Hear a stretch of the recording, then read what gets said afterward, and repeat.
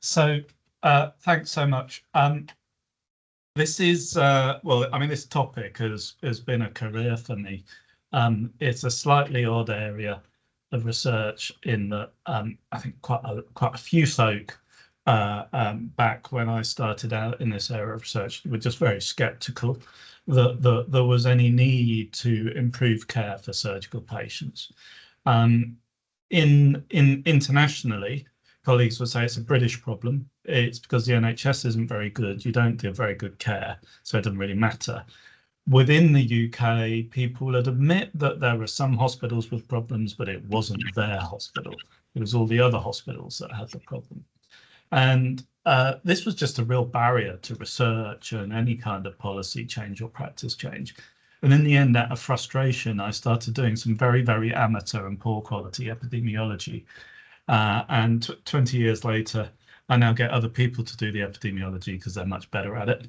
But there's some very interesting themes. So I am going to try and persuade you all today that the most acute short-term, something that just lasts a few hours, is massively impactful in the context of lifelong health. See how I do? You can mark me out of 10 at the end.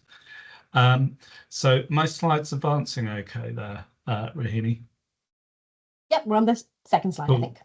So you might wonder where I'm getting at with this. The sign outside Springfield General Hospital in The Simpsons says, "Come for the surgery, stay for the complications." Now I put this slide up for my clinical colleagues, anaesthetist surgeons and so on. And they all have a little giggle about it. You know, it's a bit of a joke, isn't it? And then I wait for the laughter to die down. And then I say, well, The Simpsons is not a comedy for surgeons and anaesthetists. The humour is directed at the whole of society, a global society, in fact. So you can bet that if there's a joke on The Simpsons, that the really clever, you know, cartoon makers who make that show get that it has traction with people. With real people, everyday people understand this joke. Complications after surgery are not just an abstract thing for anaesthetists and surgeons to worry about, a technical challenge. Complications are a really bad thing. Nobody really knows what complications are. If you ask somebody on the street, what's a surgical complication, they couldn't explain it. But they know that if a surgeon comes to them after their operation and says, "I'm really sorry, there's been a complication," they know something bad has happened. They know that it could be terribly serious. They know that it could change their life forever. Complications matter, even though we don't understand them. And I think that's a really important thing to understand.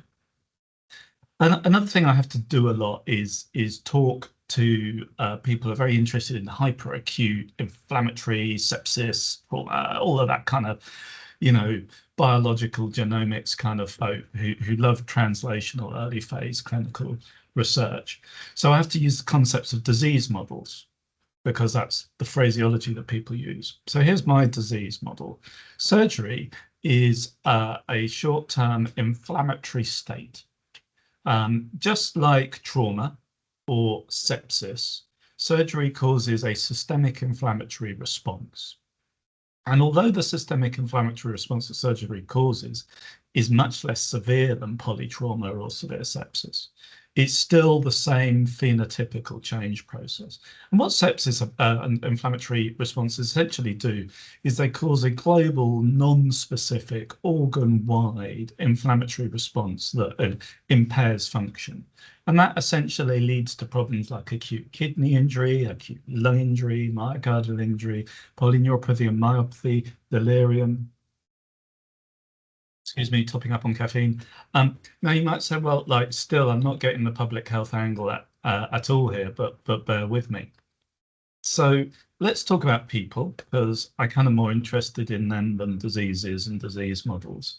But the patient, and this is from an animation we made a few years ago with the Royal College of Anaesthetists. The patient, this patient's name is Doug, and he's a bit of an old boy. He smokes a bit. He's got a bit of COPD. He's got mild CK, chronic kidney disease, and he has an operation. And in the operation that he has, everything goes well with the surgery and the anaesthesia.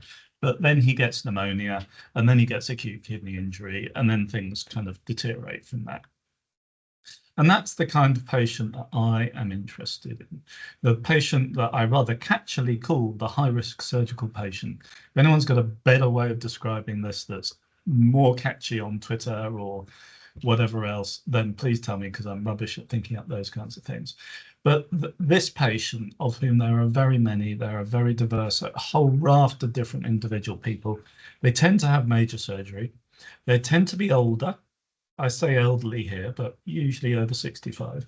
They tend to have multiple long-term conditions, to use the NHR parlance. They more often have emergency surgery, but not exclusively. That's the kind of people we talk about. Now, these folk are reasonably obvious to us within the system, but a really important thing to note is that they get treated in the same care pathway as people who are younger, fitter, lower risk, going shorter surgery, elective surgery. So the system for looking after people who have surgery is the same one-size-fits-all system. And it struggles, because it's very big, to flex to the individual needs of this particular person. And here's an example. Well, look, there's this octogenarian that you know, right? A person in their 80s. You know that they're reasonably perky, but they're a bit frail, maybe not as mobile as they used to be. They need to have major surgery. They have major surgery, and they're not immediately right afterwards. You know, maybe they're a bit short of breath. Maybe they're a bit muddled, or not the same sharp, cognitively bright person that they usually are. Everyone's like, oh my gosh, what's gone on? They had an operation and they're not perfectly fine. Well, what did you expect would happen if you administered a systemic inflammatory response to an octogenarian? You thought everything was just going to go perfectly, that there would be no downsides to that. And the Pope is an excellent example of the media just sort of expressing shock, genuine shock that things aren't okay. And we need to get over this attitude that we can offer surgery and all sorts of other things to very much older people, and that everything will be okay. We used to get that when I was younger. Everybody used to know this. When I was younger, when I was at school, well, my kids now are at school, like they all know there's going to be a climate emergency, there's going to be all sorts of weather events, and we're all going to die. When I was a kid, their age, the thing we knew was that was going to be a nuclear war, and either the Yanks or the Russians, somebody was going to do it, and then we'd all get blown up in the midst of it. So that was what I knew when I was younger. My kids know there's going to be a climate emergency. There was another thing I knew when I was younger, and that was if you have a general anesthetic, you can die. It's a popular fact that teenagers knew when I was at school. Nobody knows that anymore. Older folk don't know it anymore. And that's because anesthesia and surgery have become very, very safe. The problem isn't that few hours of periods of the surgery. The problem is what comes after. And we haven't tackled what comes after. How do we solve this problem? Well, first of all, we have to prove it exists, right? And this is a problem that is hidden in plain sight, and I'll talk you through why. And the only solution to that is a good old-fashioned public health approach. John Snow would be proud. Epidemiology is what we do. And the epidemiology is a variable quality, and this study is a variable quality. But it's useful because it gives you an idea of scale. 310 million surgical procedures worldwide. We don't know how many people die. Just think about that. We don't know how many people die. You ought to. Surgery is easy to count. But estimates at a 1% mortality rate, which is probably a bit low, would say 3 million people a year. 3 million people a year die after surgery. And I don't mean die 5 years after surgery. I mean die within 30 days after surgery. So definitely linked. How many people have surgery in the UK? Well, this is work from two colleagues, junior colleagues, Alex Fowler and Tom Abbott, who are super bright and members of a much bigger team, but they've done a lot of the work that I'm going to quote, so I thought I'd plug them. We don't really know how much surgery goes on in the NHS. You'd be amazed. Everybody insists we do, but when you ask them what the number is, they can't tell you. Well, the number is probably 5 million, but it might be 3, depending on how you define it, and that's complicated. But perhaps more importantly about that is that the number of surgeries we do in the NHS each year is going up. about a 1% a year. 1% doesn't sound very much. If you're a policymaker, if you work in DHSC, a 1% rise in budget every year for surgery is a big headache for you. So there's a real problem here in understanding surgery and how much surgery we do and what the outcomes are. And trying to understand the denominator and just defining what surgery is surprisingly complicated when you're using routine NHS data that uses coding and so on. And I think a lot of you probably understand that much better than I do. A lot of the epidemiology is a bit complicated because you have to either look before COVID or after COVID, and we don't yet have enough post-COVID years to be able to work out what the new trajectory on surgery is in terms of epidemiology. Because as you'll all understand, I think COVID just completely turned the perioperative system of the NHS upside down and shook it. There's all sorts of confusion about waiting lists and what a waiting list is, and is that somebody who actually needs surgery or just somebody who might need surgery at some point? How many procedures are we doing? How many procedures should we be doing? And how many procedures are waiting to be done? Because a lot of the procedures that didn't happen in the pandemic, the opportunity is gone, that they've missed now, and they may never happen. So how many surgeries do we actually need to do to catch up? It's a very theoretical question. It's a very complicated bit of epidemiological modelling, some of which we tried to do here. The other interesting thing, you'll all be familiar, I'm sure, that we have an aging population. And so it won't surprise you to learn that the surgery population is aging. What might surprise you to learn is that the surgical population is aging faster than the background population. Or to put it another way, more older people are having surgery than used to have surgery. Whatever reason, older folk are being offered surgery, and these are the people who are more likely to have those harms. They are more likely, they may not be high risk, but they're more likely to be high risk. And in fact, by about the year 2030, maybe a bit later, you can expect that we'll be doing 1.5 million surgeries on people over the age of 75. 1.5 million operations on people over the age of 75. Just think about the scale of that and start to ask yourself why I call this a public health problem. There are lots of other things to think about, though. It's not just age. Age is obviously an important covariate in all of this, but it's not just age. Multiple long-term conditions, comorbid disease, and so on are really important here. And you'll not be surprised to hear that if you just look at people who do and do not have comorbid disease when they have surgery, and this is removing the disease indication from surgery, not calling that one a comorbidity. So if you've got arthritis and you're having a hip replacement, we don't call that comorbidity in this analysis. You can see that the mortality is much higher over time if you've got comorbidity than you don't. Well, of course, that's true. Well, we know that anybody with disease is more likely to die than somebody without disease. That's a truism, right? And then you start to get into this puzzle about the high-risk surgery patient is, are they dying because they've got comorbid disease? Well, yeah. So does it matter that they're high risk? Do we care? They're just high risk anyway. We shouldn't worry about this group.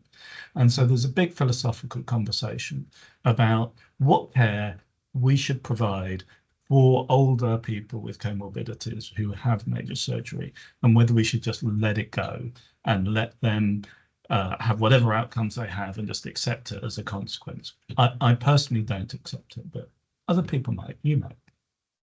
Give you some facts as figures as to why. We can debate these and talk about these. So the keen-eyed amongst you will pick out some sort of things that you could sort of ask me. But let's just take that headline there at the front. Dementia. If you have surgery and you have dementia, prevalence of only 1.3% within the surgical population, 1 in 5 of you will die within 90 days. 1 in 2 of you will die within 2 years.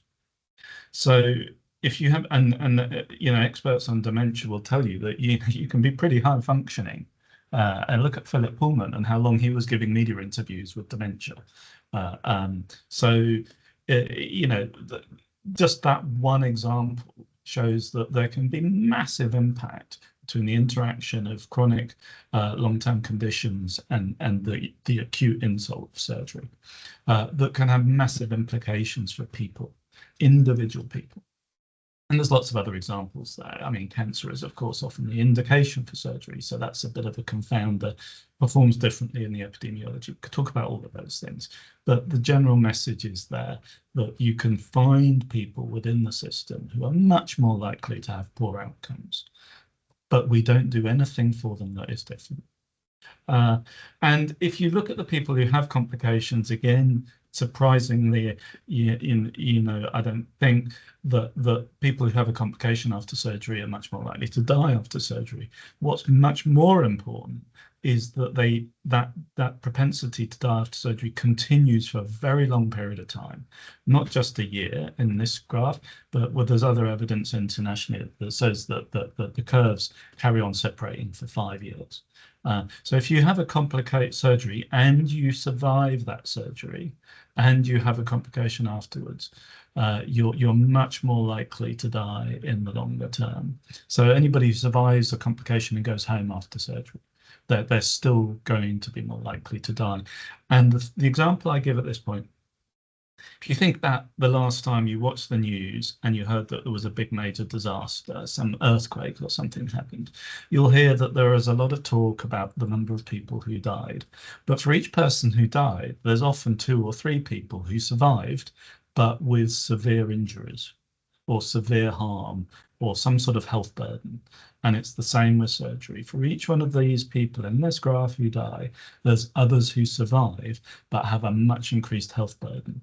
Prove it, you say. Okay, I will prove it to you. So these are data from East London, really nicely linked data between Barts Health and primary care data in East London. And if you take a group of people and you kind of rank them based on how many healthcare contacts they have in any given period. And you end up with a sort of strata of quintiles, and the purple one at the top is the group with the most healthcare use. Now, that can be primary care, it could be a GP practice nurse, it could be a pharmacy, it could be an emergency department attendant, it could be an outpatient clinic at a hospital, or it could be an inpatient admission at a hospital, it could be anything. And you'll be surprised to hear that people who have high healthcare use, when they have surgery, that goes up a lot. That's not really a surprise to us, but it's also the case that it does not go down to baseline, whereas for other groups with lower healthcare use, the healthcare use tends to peak and then go back to baseline. It doesn't for the high-risk population.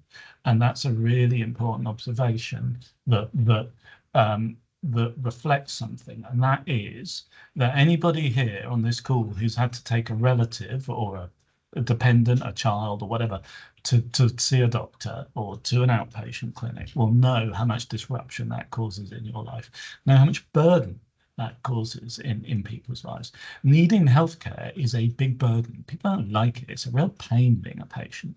And so healthcare could be a big usage. It's a big indicator of quality of life. And so you can see that people who don't get better after surgery have this big impact on their quality of life. And it's also the case that if you look at these high-risk groups, and green, the lowest risk group, amber, the intermediate, and red being the high-risk surgical group that I'm talking about 1 in 2 of them will die in 5 years. So the benefit of the surgery over time is arguably quite limited compared to other people who are low risk having surgery. And let's remember why you have surgery. There's only 2 reasons why you have surgery. There's one, to give you a greater quantity of life, and the other is to give you a greater quality of life. And sometimes it's both. So a total hip replacement doesn't really extend your lifespan, but it does massively improve the quality of life that you have, pain, mobility, etc. Cancer surgery improves your quantity of life. And so on and so on. So if you think about it in that way, surgery is this very discrete intervention that has a big impact on your lifelong health. And we have to see all acute healthcare as being part of our lifelong health journey. This tendency to try and divide acute and long-term healthcare, to divide secondary and tertiary healthcare from primary healthcare, as if the people that have them are completely different species. It's a nonsense. They're inextricably linked. And if we don't start working out and understanding how primary, secondary, tertiary healthcare interact, we're never going to solve some of these really tricky problems. I'll give you an example. So we talked about Doug and his acute kidney injury that he had after surgery. So Doug had slightly abnormal liver kidney function. He had chronic kidney disease, stage 1, very mild, completely asymptomatic. You could only find it if you did a serum creatinine test or similar.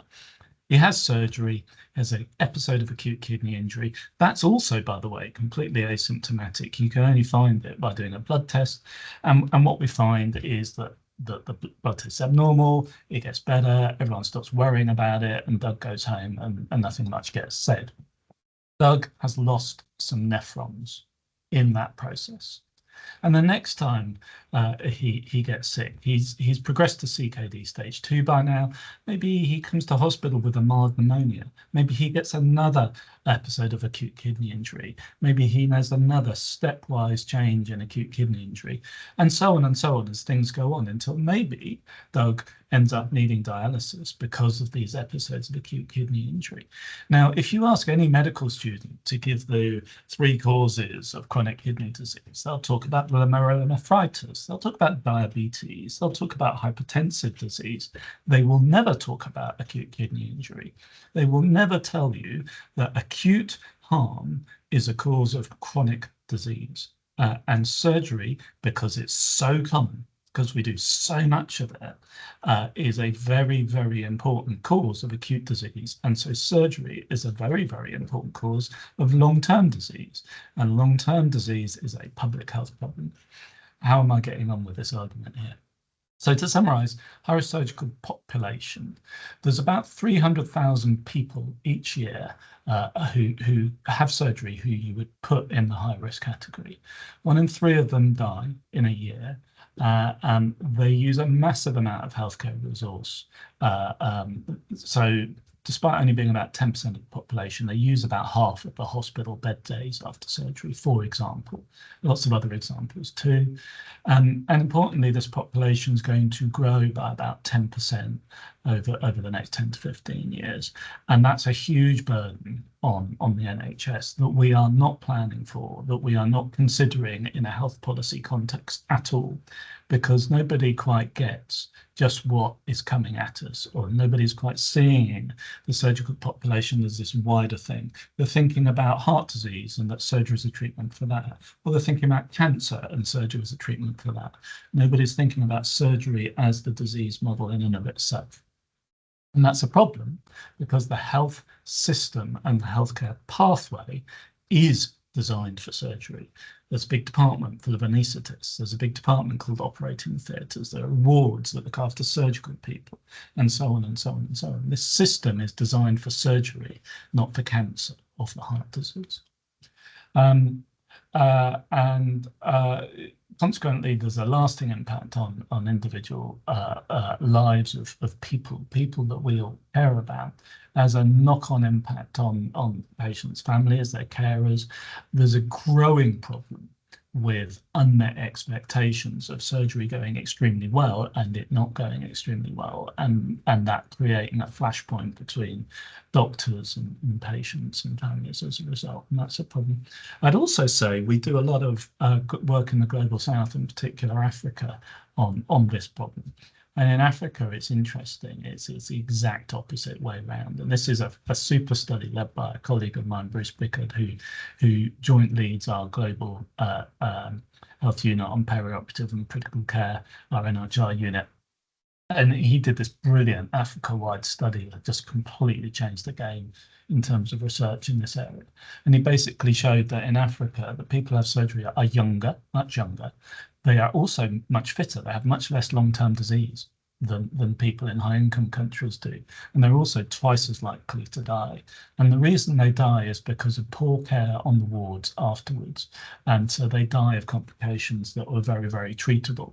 And we're trying to find ways now of improving post-operative care in the wards to solve this problem, because a lot of people in Africa need surgery that they can't get, and people are trying to improve access to surgery as a result.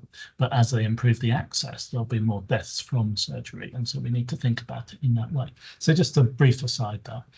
And this leads us to something called perioperative medicine. And perioperative medicine is basically medicine for people who need surgery, whether it's surgery, whether it's anesthesia, whatever it is that's causing the adverse outcomes. Perioperative medicine thinks about it in that whole way, but it goes further than that still, and I'll touch on that in a little moment. And there are things that we are doing before surgery, assessing risk, trying to optimize people's physical function and well-being, trying to manage their expectations, prepare them for what's to come. There are things that we do during surgery, how we set up our funny machines, what drugs the anaesthetist gives, what type of surgery the surgeon does. Laparoscopic surgery is much less difficult for the patient to cope with than open surgery, for example, all sorts of things like that. Early after surgery, not necessarily admitting people to an intensive care unit, but the culture and the concepts of what we do in an intensive care unit have a lot to offer patients after surgery. Because if you have a big systemic inflammatory response, you've usually got a disease that takes you to ICU. And so the ICU culture and thinking is often what these patients need. I mean, patients aren't quite ill enough to need a ventilator or renal replacement therapy. They're not as bad as that. But the multi-professional ICU team often has the right skill set to look after surgical patients. But of course, us ICU crowd were very expensive. There's not very many of us, and our beds are resource expensive and as well as financially expensive. So that's difficult for such a big population. And then there's also things that we could do but currently don't do later after surgery, about how we understand ongoing management of chronic disease that's developed during the course of a surgical spell or any kind of acute healthcare admission. As I said, it might go a little bit further than that. Anyone who's given an anaesthetic will tell you that they've often diagnosed diabetes or chronic obstructive pulmonary disease in their patients on the morning that they were scheduled for surgery. I'm not an anaesthetist anymore, but I used to be one, and I've done that many, many times. Just dipping a urine sample or just asking somebody how often they cough up sputum, and you can very quickly elicit a history of undiagnosed long-term conditions. And there's nothing in the perioperative care pathway that allows you to refer those patients on for the kind of secondary prevention that they need and the treatment that they need. All you can do is tell them to go and see their GP. And often that really, really winds the GPs up, because it's like, why doesn't the hospital do their own work rather than telling us to do it? And so there's no system anywhere to pick up these people who have acute chronic disease diagnosed in hospital by chance, by coincidence, and giving them the extra care they need. It's very, very difficult. And the reason this happens is because a lot of people avoid doctors. I can't understand why. I'm lovely, aren't I? But anyway, a lot of people do avoid doctors. And then they get an illness that forces them into contact with healthcare. Reluctantly, they go and see a doctor and they go and have an operation because they have to, or their family make them. And it's at that point that all of these things get revealed. And so it's the first contact with a doctor, what we call a sentinel event, that provides these opportunities that are currently missed. And because of the sheer size of the surgical population, that can be very important. And those of you who are familiar with stopping smoking clinics will know that they can be very, very effective if they're delivered at the time of surgery. Because patients are very engaged, they're a bit frightened, and they want to be healthy. And so they work harder to engage with prevention and so on. And the other thing, that this is not so much a message for this audience, but a message for my colleagues who are used to big things having a big impact that's visible. If I put a patient on a ventilator or on the dialysis machine, it's big, it's loud, it's noisy, it's interventional. You can see it. Well, a lot of the things that the surgical population need are very subtle. And the impact that it has is huge because it's multiplied up hundreds of thousands or even millions of times each year. And so the change is not visible to an individual surgeon or an individual anaesthetist. They won't spot the impact of the difference in healthcare that they provide, but because it's not visible to the naked eye. But that doesn't mean it's not there, and it doesn't mean it's not huge. And so understanding it it requires a public health philosophy to think about that, and it requires public health thinkers to help explain it. Just a bit of a plug, we're doing an NHR program grant on shared decision making for this older high-risk patient group. And some of you will be familiar with shared decision making. I won't go down a rabbit hole on it because it's a huge topic. But suffice to say that shared decision making in this patient group turns out to be completely different to shared decision making for people like Nadine Montgomery, whose fantastic campaign triggered a complete change in the law, and shared decision making is now a legal requirement in healthcare, thanks to what Nadine did. But the patient has to engage with that, and older high-risk patients tend to not want to engage, and the reason being that and this is based on some of the work we've done, they're very problem focused. If a patient comes to a surgeon with severe osteoarthritis of the hip, poor mobility and severe pain, they want a surgery. And they want a surgery because they've waited to see the orthopedic surgeon for maybe a year or maybe even longer. And when they finally get there, they don't want to talk about shared decision making and whether physiotherapy is going to help. They want an operation, please. And that's all they want. Give me my operation. When can I have it? Where do I sign? And that means that the patient does not have equipoise, even if the surgeon and the anaesthetist do, and that can be very difficult. Also, they don't want to hear bad news. And they think that if you're giving them bad news, you're just trying to scare them. Perhaps you are rationing healthcare and you're trying to scare them out of having an operation because you can't afford to give that operation. Nothing could be further from the truth, but a lot of patients believe that. A lot of people in society believe that.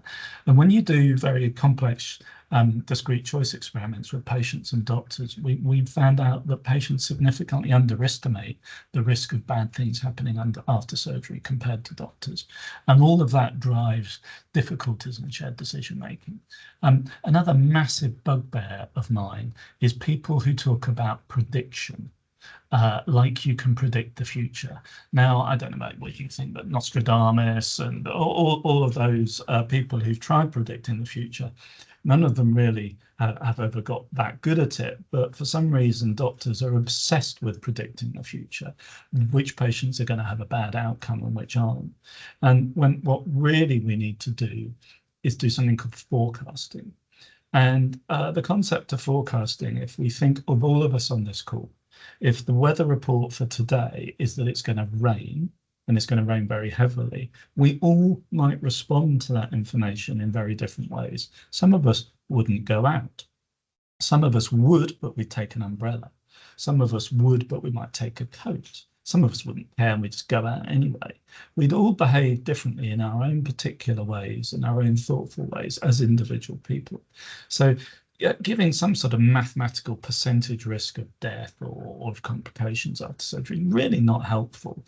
What you really need to do is say that a thing could happen. You are in a group of people who could have a certain experience. We don't know whether you definitely will or you definitely won't. But what you need to do is think about that. It might rain. You might have a complication. If you did have a complication, how would that be for you? And are you prepared to risk surgery if you had that complication? Are you prepared to go outside if it rains? And we just need to really completely wholesale change our approach to decision making and communicating risk to patients, which are very abstract and very hard for patients to understand. And shared decision making doesn't work very well for this particular group in general. So a bit of a reminder, hopefully I've persuaded you by sheer relentless brute force that perioperative medicine definitely should be a form of public health medicine, that it could have a very substantial impact on society as a whole in terms of long-term health if we did it well.